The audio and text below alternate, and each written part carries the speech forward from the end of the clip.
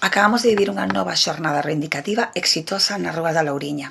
Saíron dúas manifestacións, unha do Porriño e outra de Mos, e xuntámonos nun acto de reivindicación e de loita polas melloras no sistema educativo no noso concello e no das contorna. Aí estaba tamén o Bloque, nesa convocatoria feita por toda a comunidade educativa formada polo profesorado, familia e estudantado. E o que o Bloque sempre estará na acción política no pleno do Concello reivindicando melloras para o noso sistema educativo local, pero tamén vai estar nas rúas acompañando o movimento cívico cidadán que busca mellora da vida de todas e todos, en confronto co que encontramos co PP.